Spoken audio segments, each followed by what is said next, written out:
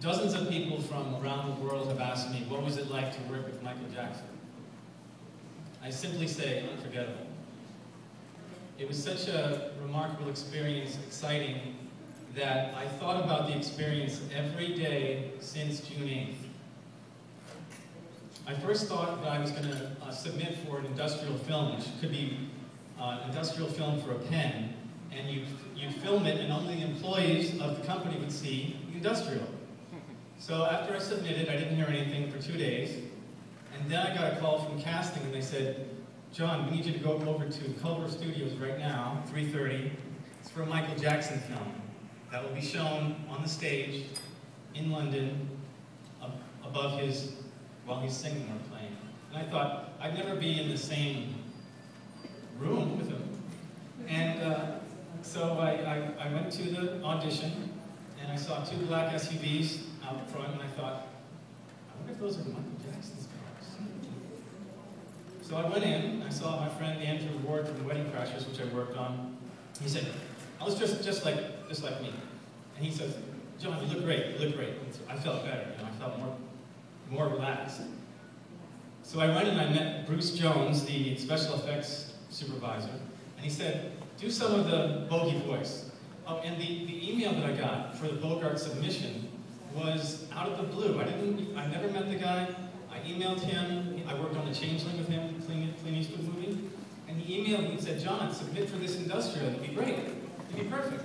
So I did, and then when I finally went to Culver Studios, and I saw Bruce, he goes, do the Bogey voice. So I said, oh, Jim Jones in all the towns in all the world. She walks in a mile. He goes, great. Now jump across this 4-foot plywood. So I jumped. And then he says, you got the voice, you got the look, and you did the jump. You got the job. So I was thrilled. I couldn't believe it. So I was so happy. I went across the street to Hollywood Video and I rented Live in Bucharest. So, I just couldn't believe it. I was going to work on a Michael Jackson film, probably not with Michael Jackson, but it's going to be part of this show in London. So, Monday, I did some fittings the next day, hair and makeup. And the next appointment for me was the following Monday, and that was the day of the filming. It's called the Dome Project, June 8th. And I got there and went into hair, did the costume, did the makeup, and then I waited in my trailer for about a half an hour. Then was brought onto the set where I just stood there and we watched Michael Jackson and his dancers do Smooth Criminal about 10, 11 times in a row. And I was thinking, that's Michael Jackson up there. I'm on the same set as Michael Jackson. And it was like, wow, this is great, you know. And then I was brought over to Kenny Ortega, and he smiled at me, and points behind him, and there's Michael Jackson and his kids watching the monitors. Oh, they're all in a row. Michael, Blanket, Paris, and Prince, right? And so Michael sticks out his hand, shakes my hand, because I didn't even know whether I should shake his hand, you know? I mean, King of Pop, what should I do? And so that was great, and then I was told to go to the top of the stairs where the scene starts, and I waited a second or two, and then Travis Payne comes up, and then followed by Michael. And Travis Payne goes, John, this is Michael Jackson. So he sticks out his hand again, he's shaking my hand. He didn't say, oh, I just met you. No, he just shook my hand. That's the kind of person Michael Jackson was. I later found out from Michael Bush that he had invited me to a show in London. Now, how kind is that? How generous of this superstar to invite me to a show in London. After we did a few takes of the scene, I was told that the Smooth Criminal, Michael Jackson, does not get out of breath. But Bogey gets out of breath. So I had to, huff and puff. And so when I started doing that, this is where Michael Jackson was right here. And I'm here, and I'm like this, and I'm going, okay, action. Michael goes down the stairs, then John, going down the stairs. And as we rounded the corner, they said, cut, and the kids were clapping us. They were applauding us. And I felt like, oh, this is great. I'm so more at ease now, because the kids are applauding us. it was just phenomenal. And then Blanket asked Michael, could he have a health bar? And Michael says, sure, yeah, go ahead, have a bar. And I saw the father and the son and the kid's relationship just in that moment, how great a father he was to them. A little while later, we were waiting to do another part of the scene while we're waiting for a setup.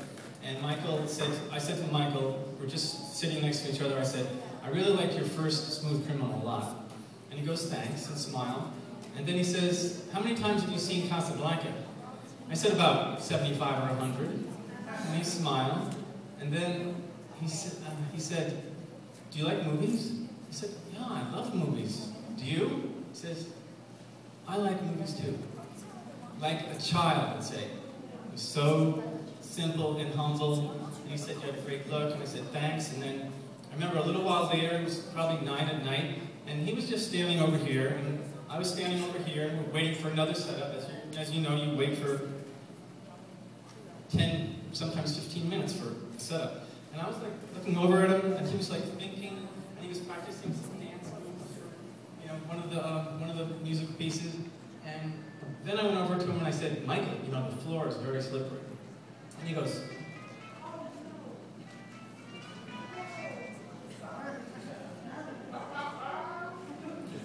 the floor is very slippery, Michael. And he goes, yeah, John, I know the floor is slippery.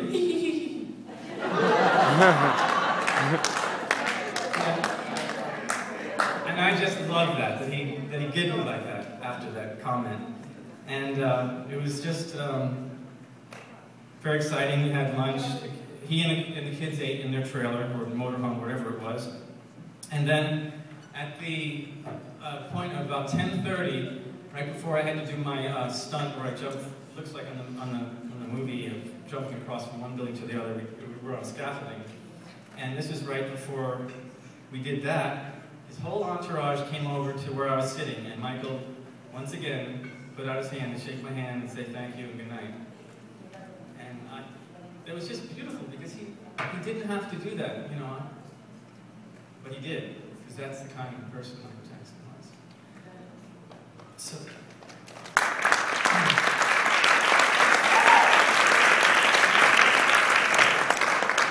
So, Michael, if you can hear me, hear us, passing bells and sculpted angels are cold and monumental. They are not the right companions for you. You were warm and gentle. May God bless you, Michael, and I hold you forever in my heart.